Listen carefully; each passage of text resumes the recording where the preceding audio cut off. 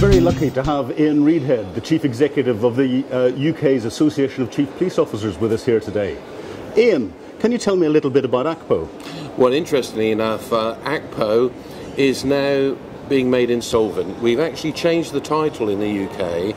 It's a new organisation called the National Police Chiefs Council, headed by Chief Constable Sarah Thornton, and restructured so as to deliver the national strategic requirements of Chief Constables across England, Wales, Scotland and Northern Ireland. As ever, as soon as you get used to one acronym, people change it. But what brings you here to Interpol World and the conference series here? Well, in the UK, I run an organisation called ACPO, which is responsible for managing the United Kingdom Central Authority for the exchange of criminal records across Europe. And that means essentially that a UK national convicted in Germany, our German colleagues send that conviction to us and we put it on the police national computer, and clearly we reciprocate if a German national were convicted in the UK. Now, every country in Europe now has a central authority, and it's made a huge difference to the accuracy of our national records. But the reason why we're here is because outside of Europe we work on behalf of the National Crime Agency, and we're trying to get information sharing agreements with other countries. It's really key, you know, that if you're going to make major investments in IT, that the accuracy of the information on those systems is the best that you can get it for your frontline officers. So we're trying to get details of UK nationals convicted in other countries, and we'll reciprocate by sending those countries the conviction history of their nationals. I understand the UK has had a long-standing relationship with Interpol and are a heavy user of its capabilities. Can you expand on that? Yes, well, we actually employ staff in Interpol because we have a really great relationship with our colleagues in Lyon, and you probably know they have their own fingerprint database. So when we arrest a foreign national in the UK, and I have to tell you that's quite frequently now, because in some of the police stations in London, 30 to 40% of people getting arrested today are not UK nationals. So clearly you want to be absolutely sure that they're giving you a truthful explanation as to their identity. Well, we can do that because we take fingerprints, we send them directly to our colleagues in Interpol. Our staff in Lyon, working with Interpol colleagues, check those against the national records which they have, the Interpol national records, and we get some great results. You know, individuals are quite obviously telling lies to police officers, and we are now finding out that in fact they're wanted in their country of origin for offences such as murder, rape and offences involving children. So this is really wising up. This is actually enhancing police capability to bring offenders to justice and to make our community safer. And I honestly believe I've got a responsibility as the Chief Executive of a policing organisation to make communities safe in countries outside of my own.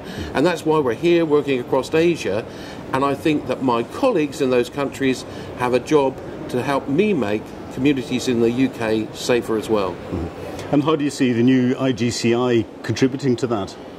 Well, I think that this has brought together a unique blend of senior police officers, politicians and technical capability. And certainly when I've gone round the floor, I've learnt so much from, you know, the modern arrangements that are there involving body-worn video, face recognition systems, how we can hold that data, how we can use that data in a mobile environment, and all of that's going to be the policing world, which our police officers are going to be functioning at 2 o'clock in the morning.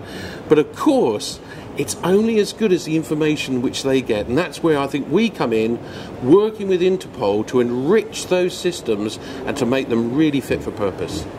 As crimes become more complex and sophisticated, are you seeing a time when there's going to have to be greater cooperation between the police and commercial organisations to provide capability? Well, absolutely, and I know there's been a lot of discussion here about cybercrime.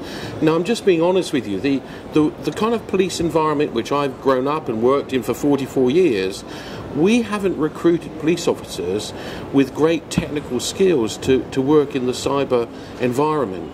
And so I think we're going to have to use private sector resources to help us detect and bring offenders to justice. And you know, recorded crime across the Western world is actually going down. But that's not because crime is going down. Really, crime has changed. The fact is that people are committing crime from one country, targeting vulnerable individuals in another.